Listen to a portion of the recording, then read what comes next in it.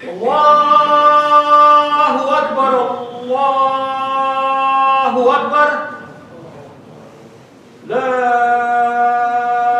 ilaha illallah.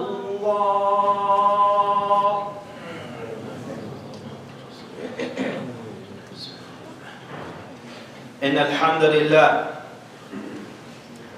الحمد لله نحمده ونستعينه ونستغفره ونؤمن به ونتوكل عليه ونعوذ بالله من شرور أنفسنا ومن سيئات أعمالنا من يهده الله فلا مضل له ومن يضلله فلا هادي له ونشهد أن لا إله إلا الله وحده لا شريك له ونشهد أن سيدنا ونبينا ومولانا محمدا عبده ورسوله صلى الله تبارك وتعالى عليه وعلى آله وصحبه وبارك وسلم تسليما كثيرا كثيرا. أما بعد، فقد قال الله عز وجل في كتابه العزيز بعد أعوذ بالله من الشيطان الرجيم بسم الله الرحمن الرحيم أفلم يسيروا في الأرض فتكون لهم قلوب يعقلون بها أو آذان يسمعون بها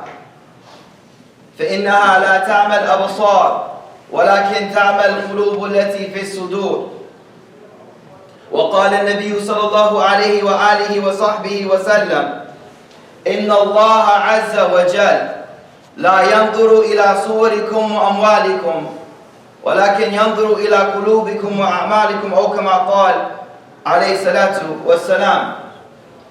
My beloved brothers and sisters, it is our natural dispensation, it is our natural state that we often judge things by their outward form. We look at the external nature of things and we give value to that. But it was the role of the prophets of Allah subhanahu wa ta'ala.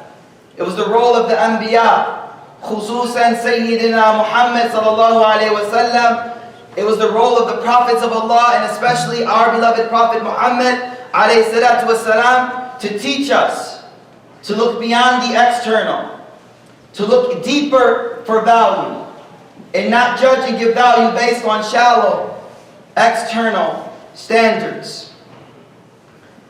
Allah subhanahu wa ta'ala tells us in the Quran, highlighting this tendency of us to give value to things based on a shallow standard, just based on the external. Allah subhanahu wa ta'ala says, يوم لا ينفع مال ولا بنون إلا من أتى الله بقلب سليم.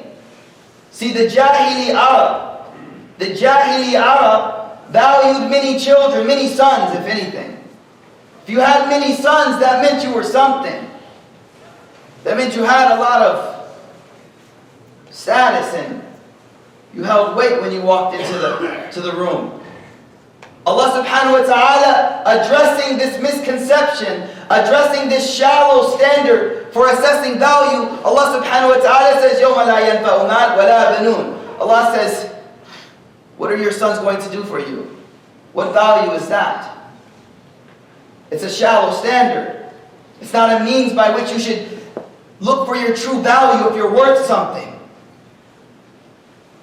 And for that reason, when the Prophet Muhammad ﷺ, when he had no children, they said he was abtar.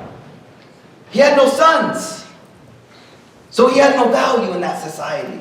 What do you mean? Muhammad ﷺ, he has no sons. Look at me. I have 10 sons. I have 5 sons. As this is something for them was a way for assessing their value. But it was shallow. And Allah subhanahu wa ta'ala wants to bring that to their attention, that this is not something of great importance. Ma'lum wa la banun. Allah says in the other thing, which the Jahili Arab used to attach value and importance based on, is what kind of whip you roll in, how much wealth you got, how much money is in the bank account. Allah subhanahu wa ta'ala says this too is a shallow standard. These two external things are false signs of value. They don't really have value. The reason I'm bringing this up is these false and shallow standards have great implications on our self-worth and assessment of our own value. I'll say that again. These shallow standards have grave implications on our assessment of our own self and our own worth. And the Prophet ﷺ, he did whatever was necessary to constantly check how you see yourself. I'll give you a beautiful example from the Seerah of the Rasul ﷺ. There was a man by the name of Zahir. A man by the name of Zahir, who used to come from the outskirts of Medina and come to the city of Medina to sell his merchandise. And Zahir, for the record, was known Damimul Wajh. Damimul Wajh, he wasn't very attractive. He wasn't very attractive. And he knew that about himself. And you know the Rasul ﷺ, he loved Zahir. He loved Zahir so much. One day, Zahir is in the marketplace. And he's at his booth selling his merchandise. Selling, at his booth. And the Rasul ﷺ, he comes up behind Zahir. He comes up behind him and he bear hugs Zahir from the back. SubhanAllah. He bear hugs him from behind. And naturally, when someone comes behind you and bear hugs you, what's your first natural reaction? Who's this? So Zahir tries to get free, and then he looks down and he sees the hands of Sayyidina Muhammad sallallahu alaihi wasallam. He realizes who's holding him. So the hadith says he stops fighting and he leans back. So his back can touch the chest of Rasul sallallahu alaihi wasallam even more. And now Rasul sallallahu alaihi wasallam is not done. Rasul sallallahu alaihi wasallam, he says, "Man yashtari hadha al-abd minni, man yashtari hadha al-abd minni." He's joking with Zahir. He says, "Who wants to buy this guy from me? Who wants to buy this guy from me?" He's picking on his friend. Shuf, watch what happens next. Zahir. See, Zahir has the wrong lens for his self-assessment. He's judging himself by the wrong lens. He goes, "Idan tajiduni kasidan ya Rasulullah." He says, "Ya Rasul, you try to sell me to these people? إِذَنْ تَجِدُنِي كَاسِدْ يَا رَسُولَ اللَّهِ. You'll find I'm worth nothing in the sight of the people, Ya Rasulullah." Look at his low self-esteem. Look at how he's assessing himself. I'm nothing, Ya Rasulullah. You try to sell me to these people, you'll get a few little coins here and there. I'm nothing. Rasul sallallahu alaihi wasallam, Arham, Ashfaq. Rasul sallallahu alaihi wasallam, the most merciful, is teaching me and you. Stop assessing yourself through these shallow standards of assessment. If you keep assessing your value, if you keep determining your worth based on your bank account, based on your lineup. Some of the brothers in the back, they got nice lineups, mashallah. Their Instagram account is on fleek, I'm telling you. And they assess their value based on what? Likes. Likes. Ibnuk, bintuk. Your daughter, your son. How do they assess their value? Facebook likes, Instagram likes. If I get more likes, I'm something today. I'm big. I'm going viral. That must mean I'm worth something. Let's come back to Zahir. Because what does the Rasul sallallahu alaihi wasallam notice? He notices the low self-esteem. He notices the low self-esteem in Zahir. And he wants to teach Zahir, no. You're assessing yourself wrong. You're determining your value wrong. He says, he turns him around. He looks Zahir in the eye. And he says, "Bala, inda Allah, anta ghali ya Zahir." He says, "No, Zahir. In the sight of Allah, you're priceless. You're priceless." The standard by which you were assessing your value was shallow. It was based on looks. And that's nothing. But the standard by which you should truly assess yourself, the standard by which you truly know your value, is in the sight of Allah subhanahu wa ta'ala. So he says to Zahir, Zahir, Anta ghali, you're priceless in the sight of Allah subhanahu wa ta'ala. My point, brothers and sisters, is many of our children, and many of us, are looking and assessing our value based on very shallow standards. And the effect of that has been this low self-esteem. I'm not accomplishing the goals that Forbes says I should be accomplishing by the age of 53.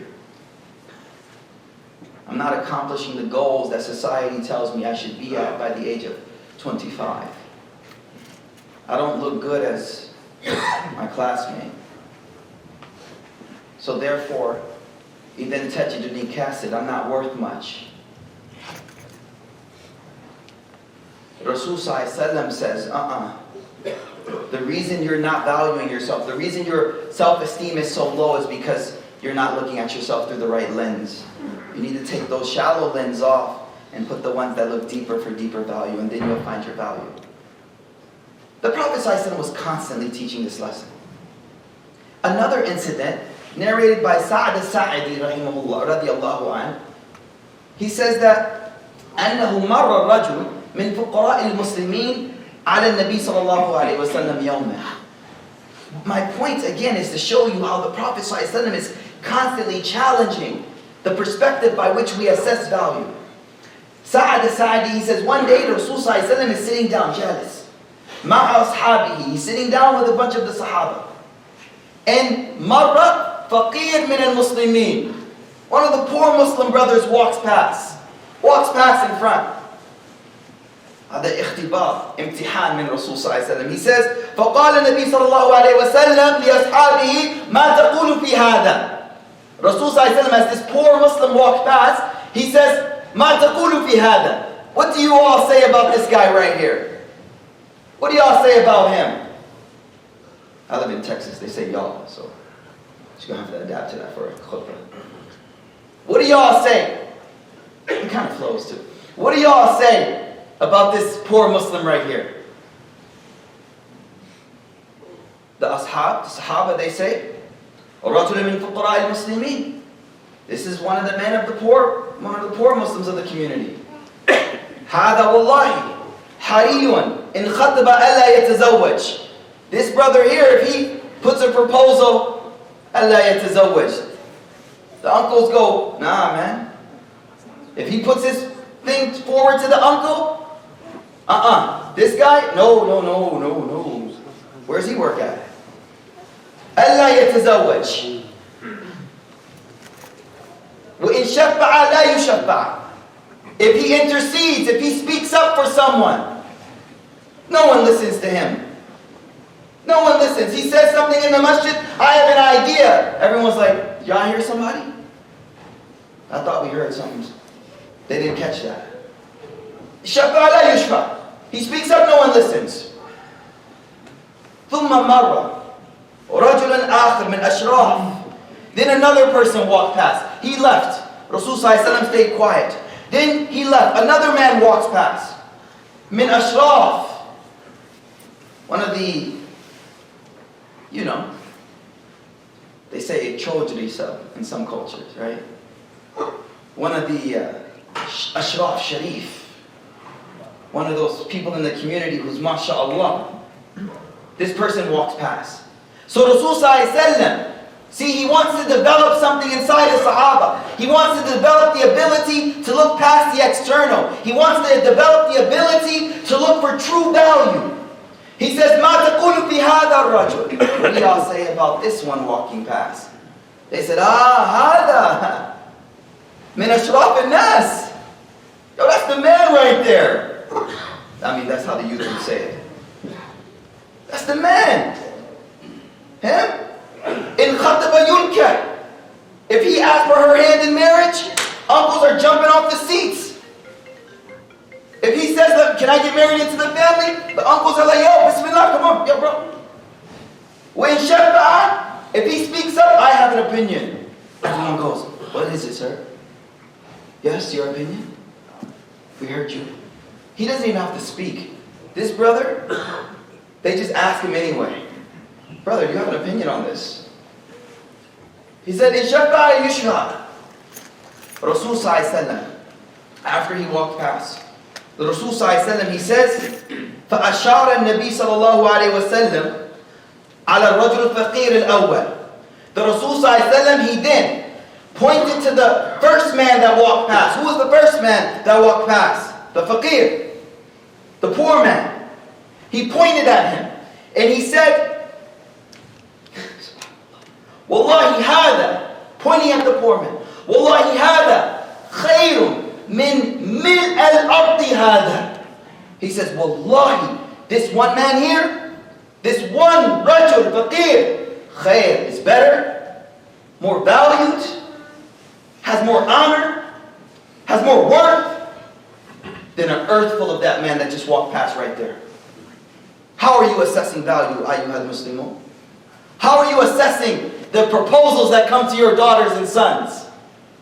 What credentials are you looking at? Are you looking at who's in the front saf, who's here for Fajr? Or are you looking at who's in med school or not? That's it. Is that the only criteria here? Rasul ﷺ is telling, no, look beyond true value. Look beyond external and find true value inside.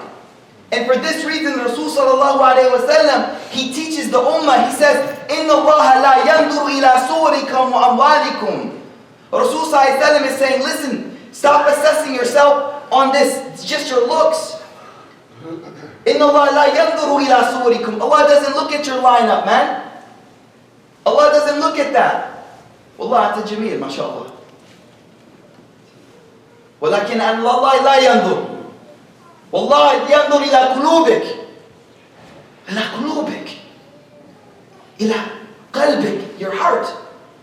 Allah wants to know, how is your heart? That's where your value lies. Why am I speaking about this? The reason I'm speaking about this is because we are in an age of social media, Instagram, Snapchat, Facebook, you name it. We're all value. All of the shabab gain value and a sense of worth based on a picture that they share. Selfie, take that picture. Bam. It's my good side. You know, we all have a good side and a bad side, right? It's my good side. They post it. Now what happens? In the age of selfies, in the age that focuses on external beauty, the consequences is one of two things. It either leads to an extreme narcissism, or it leads to an extreme depression. How so? Well, your daughter takes a picture of herself. She posts it on Instagram. And we sit back and we wait. What are we waiting for? Likes. Social approval. A sign that I'm worth something. That my peers value me. Likes don't come. What does it end up? What happens to my heart? What happens to my self-esteem when the likes don't come? Man, I guess I don't look too good today. I guess I'm not that fly after all. I guess I'm not as valuable as I thought I was. What are they assessing their value based on? Likes on Instagram. What are those likes based on? Shallow external attributes of you. What's the opposite of that? The likes come in. MashaAllah, Jameel, mitla hadha rajul. MashaAllah, beautiful like the brother leaning against the wall. He takes a picture, he posts it, MashaAllah, the lights are flying in. Now what happens? The exact opposite, narcissism starts to set in. You go, oh man, I must look great. I must be really handsome, MashaAllah. I guess I should post more. So my sense of value goes up.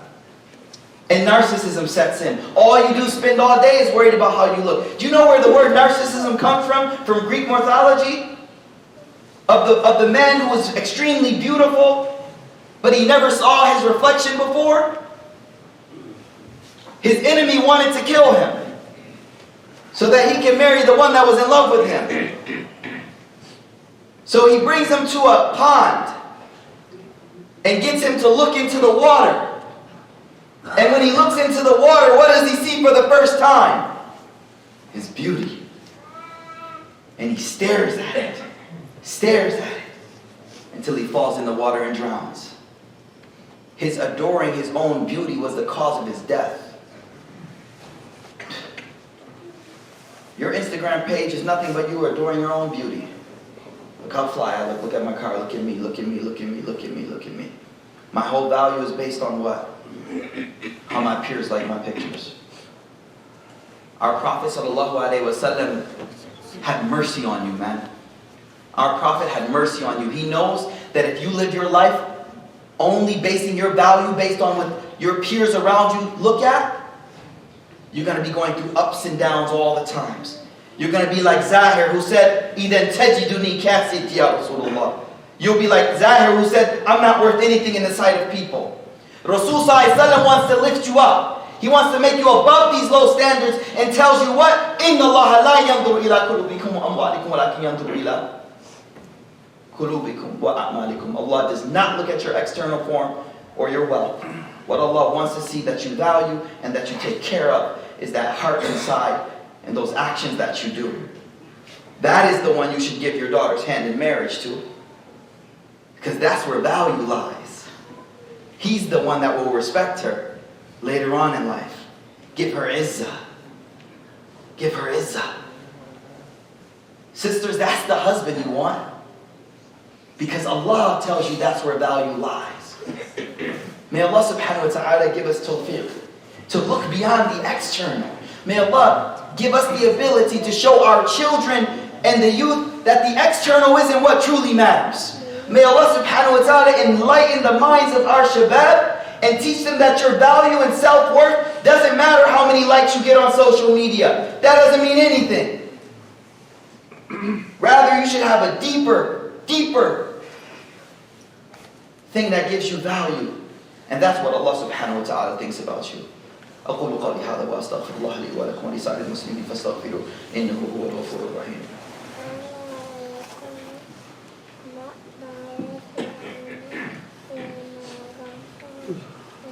إن الحمد لله اللهم صل على سيدنا محمد وعلى آله وصحبه وسلم وبعد. Rasul sallallahu alaihi wasallam, as I said, was the most merciful and gentle and kind for us, and considering how society will affect us, the Rasul sallallahu alaihi wasallam taught us teachings that would protect us from this type of shallow thinking. I want you to reflect on the dua, the supplication that the Prophet taught when you look into the mirror. If you look at this, you'll see how beautiful and how caring the Prophet ﷺ is for me and you in the state of our heart and our mind, our psychological state. Rasul ﷺ taught us, whenever you look into the mirror, MashaAllah, and you see that beauty. Whenever you look in the mirror and you see that handsome face, Rasul ﷺ taught us a dua. Who knows that dua?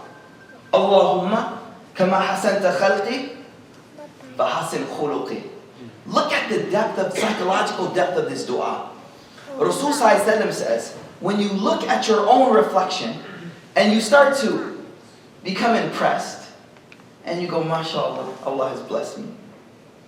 Allah subhanahu wa ta'ala, He says, the moment you see your external, read this dua. You say, Allahumma kama hasanta khalqi. Oh Allah, just as you have beautified my external, make my inner just as beautiful.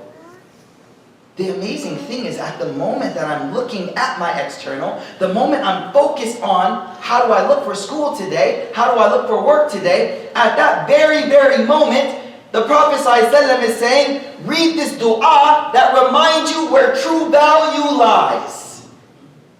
And true value lies not on this external form, but on this internal form. The reason I want to talk about this today, actually, brothers and sisters, is not just because our children assess their value based on likes and shallow things, and they go through extreme narcissism, and then they go through extreme depression. Yes, that is one effect of this shallowness. But there's something even more deeper and more touching to us. See, the difficulties that you experience in life, the hardships that you go through, the masa'ib, the tribulations that you go through, you'll never be able to handle them unless you build the ability to look beyond the external and look deeper. Once you can look beyond the external and you build the quality of looking beyond the external, then whatever hardships come to you, you're able to see the beauty in them. I want to share with you, and then I'll end my khutbah, I want to share with you a qissa, a story from the life of Ibn Taymiyyah, Shaykh al-Islam Ibn Taymiyyah, rahimahullah ta'ala. Now, briefly, I don't have time to go into the subtleties of the story, but briefly you must understand that Ibn Taymiyyah, rahimahullah, died in jail. He was mahbus, incarcerated for holding up his beliefs of Ahl Sunnah wal Jama'ah, thrown in prison.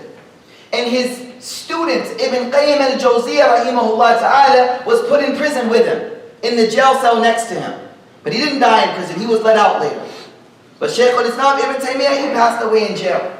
I want to narrate to you, brothers and sisters, some of the things that he said when he was put in prison. Because again, once you develop what's called basira, you're able to see the beauty in all the situations that Allah puts you through. Ibn Qayyim al-Jawzi rahimahullah, he says, when we were put in prison, he says, سمعت شيخنا الشيخ الإسلام ابن تيمية رحمه الله تعالى يقول إن في الدنيا جنة من لم يدخلها لم يدخل جنة الآخرة. He used to say to me that, son, there's a Jannah in this world, and if you enter that Jannah in this world, you're going to enter the next one as well. قال وقال لي مرة, he said to me one day, being put in prison, ما يصنع أعداء بي. He said to me one day, what can my enemies do to me? What can my enemy? This is a man that is being put in prison by the government, by the Khalifa. He says to his student, ما يصنع أعداء بي. What can my enemies do to me? أنا جنتي وبستاني في صدري. I'm a man of Jannah and my paradise is in my chest. أين رحت فهي معي. He says, wherever I go, it's with me. لا تفارقني. My Jannah never leaves me. It's right here. They can't take it away.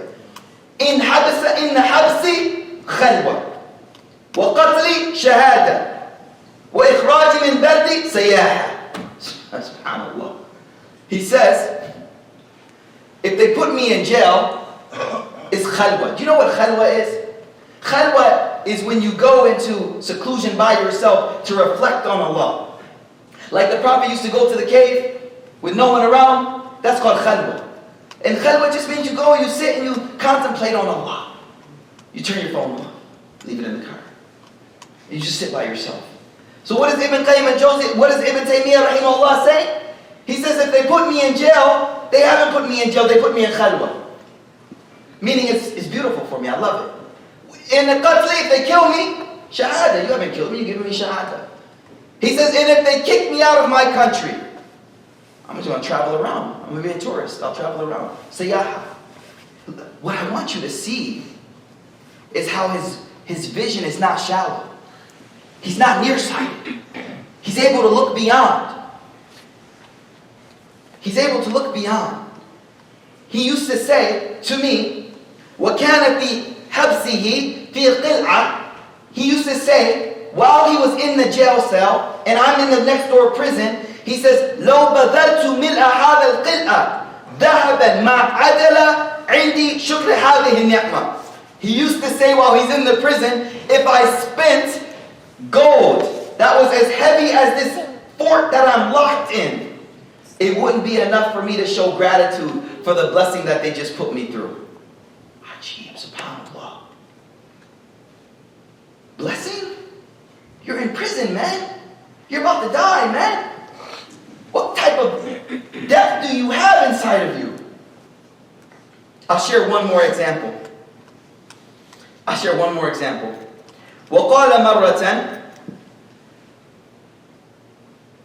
I'm being selective just because of time. ولما دخل في قلعة وصار داخل صورها نظر إليها يعني إلى السجن وقال فضرب بينهم بسور له باب باطن فيه الرحمة وظاهره من قبله العذاب. He says that when Shaykh al-Islam was put into the prison and the jail cell was closed and he's inside, he looked at the bars of the prison and he read an ayah of the Quran. What ayah of Quran? An ayah from Hadith. The ayah says, I have to explain the context of the ayah for you to understand the depth of this man at this point. This ayah is talking about Yawm al-Qiyamah. The ayah says that the believers and the munafiqeen will be traveling together. Surah Hadid, beautiful. Read the tafsir. They'll be traveling together. Then the believers will have light by which they can see their way. And the munafiqeen, they won't have light. So they will say, نَقْتَبِسْ مِن نُورِكُمْ, let us use your light. And they'll hear a voice that says, no. فَالْتَمِسُ نُورًا, go back, you'll get your nur over there. Go back. So all the munafiqeen that don't have any light, they'll turn around and they'll start to walk back. Then Allah subhanahu wa ta'ala says, the moment they all separate, the believers are here, the munafiqeen have turned around, they started walking away. The moment they separate, فَضُرِبَ بَيْنَهُمْ بِسُورٍ لَهُ بَابٌ. Allah says a wall will come down, right there, separated. بَاطِنُ فِيهِ الرَّحْمَةِ. Inside the wall is mercy. And on the other side, مِنْ قِبْلِهِ الْعَذَابِ. And on the other side of the wall is punishment. Now let's go back to Ibn Taymiyyah. When Ibn Taymiyyah sees the jail cell close, he says, فَضُرِبَ بَيْنَهُمْ بِسُورٍ لَهُ بَابٌ. On the inside is rahmah, on the outside is punishment. I'm good. You see the perspective? Can you imagine the next time you go through a hardship, if you had that depth, if you had the ability to see deeply through it, what can touch you? What can hurt you? The only thing that would hurt you is if you broke your relationship with Allah. That's the only thing. And no one can take that from you. No one. Only you can take that from yourself. Only you can take that from yourself. No one can take that from you. I ask Allah to give me the ability to have basira, and not just basira. I ask Allah to give you the ability to have basira. What is basira? Basira is how the heart sees. Basar is how the eye sees. Allah subhanahu wa ta'ala says, in the verse I started with, فَإِنَّهَا لَا تَعْمَى الْأَبْصَارِ. The problem is not that people's eyes are blind. وَلَكِنْ تَعْمَى الْقُلُوبُ الَّتِي فِي الصُّدُورِ. The problem is that our hearts are blind. We're only looking at shallow Facebook and Instagram likes. That's it. May Allah give us tawfiq. May Allah subhanahu wa ta'ala guide our children. إن الله وملائكته يصلون على النبي يا أيها الذين آمنوا صلوا عليه وسلموا تسليما اللهم صل وسلم وبارك وعنهم على سيدنا ونبينا ومولانا محمد وعلى آله وصحبه وسلم وارضاهم عن جميع أصحاب نبيك أجمعين وعن الخلفاء الراشدين أبي بكر وعمر وعثمان وعلي وعن بقية الستة من العشرة المبشرة وعن أهل بيت نبيك أجمعين وعنا معهم بفضلك وجودك وكرمك يا أرحم الراحمين اللهم أعزنا ولا تذلنا يا رب العالمين اللهم إنا نسألك حبك وحب من يحبك وحب عمل يقربنا إلى حبك يا رب العالمين اللهم إنا نسألك حبك وحب من يحبك وحب عمل يقربنا إلى حبك يا رب العالمين اللهم إنا نسألك الهدى والتقى والعفاف والغنى يا رب العالمين عباد الله رحمكم الله إن الله يأمر بالعدل والإحسان وإيتاء ذي القربى وينهى عن الفحشاء والمنكر والبغي يعظكم لعلكم تذكرون فاذكروا الله تعالى يذكركم وادعوه يستجب لكم ولذكر الله أكبر والله يعلم ما تصنعون أقيموا الصلاة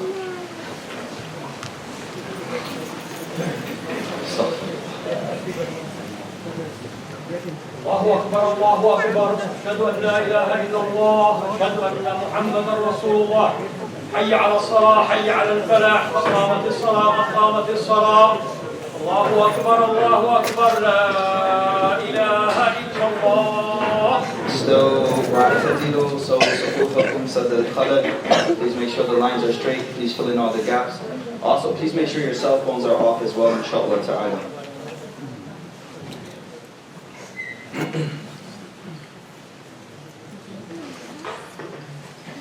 Allahu Akbar.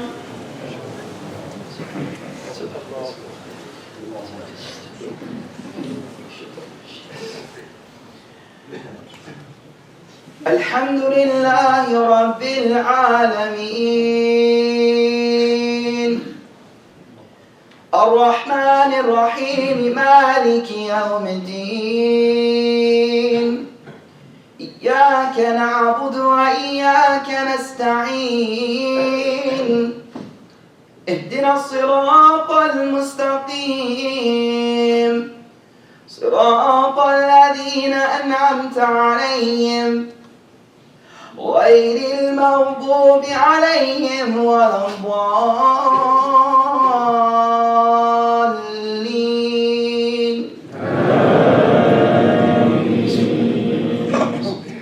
ألم نهلك الأولين ثم نتبعهم الآخرين كذلك نفعل بالمجرمين ويل يومئذ للمكذبين ألم نخلقكم من ماء مهين فجعلناه في قرار مكين إلى قدر معلوم فقدرنا فنعم القادرون ويل يومئذ للمكذبين الله أكبر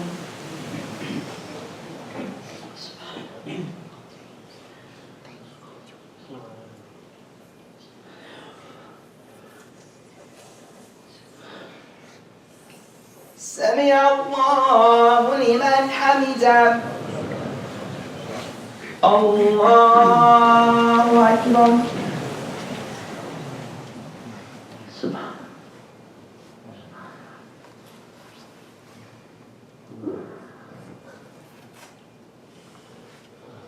الله أكبر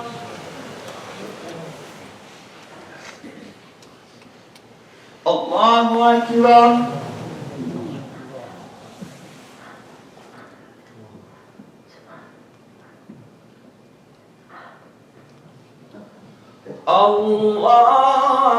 الله أكبر الحمد لله رب العالمين الرحمن الرحيم مالك يوم الدين إياك نعبد وإياك نستعين اهدنا الصراط المستقيم صراط الذين أنعمت عليهم غير المغضوب عليهم ولا الضالين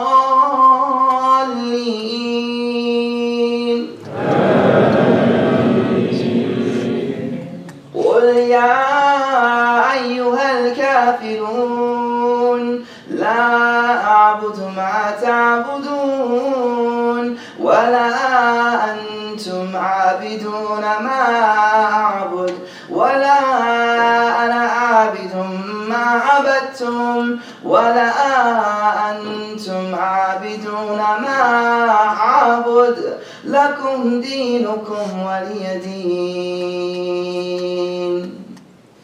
الله أكبر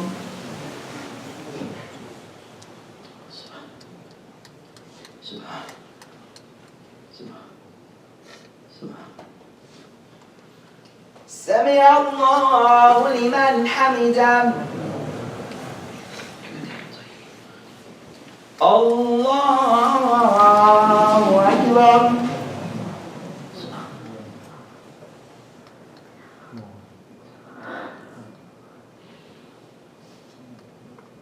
الله أكبر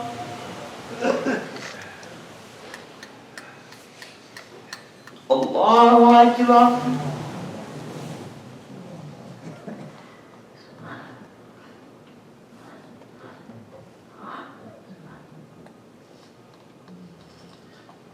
الله أكبر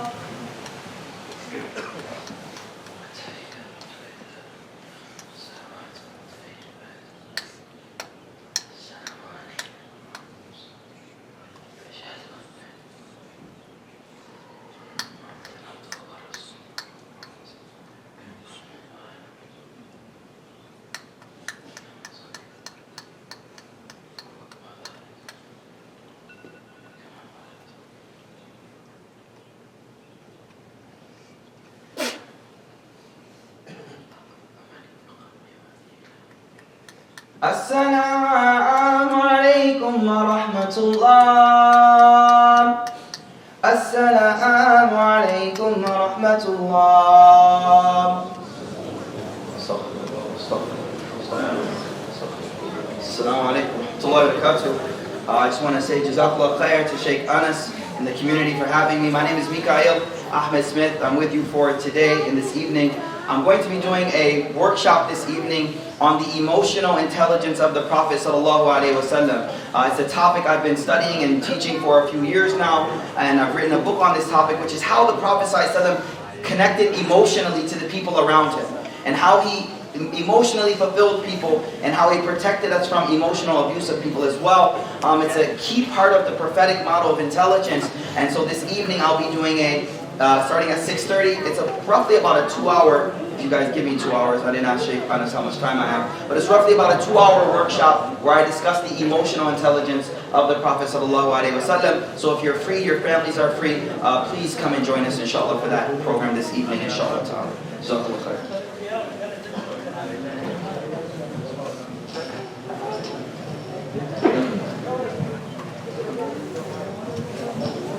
Assalamu alaikum. Number one, we'd like to thank Shaykh Mikaeel Smith for his wonderful khutbah. May Allah reward him and his family. And the Shaykh, as he mentioned, is giving a talk tonight from 6:30 to 9:30 p.m. After Salat al-Maghrib about the emotional intelligence of the Prophet. Please come and join this talk and learn something, inshallah. Number two, for those who are aware, the IOST established a local Islamic school called the Crescent Academy in 2006.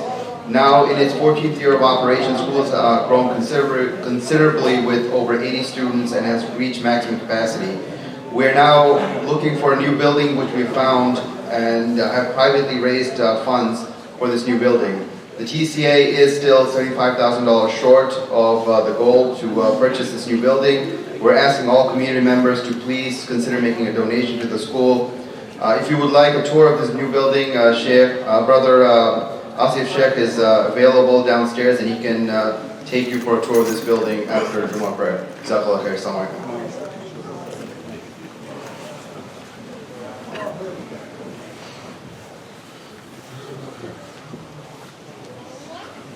Now.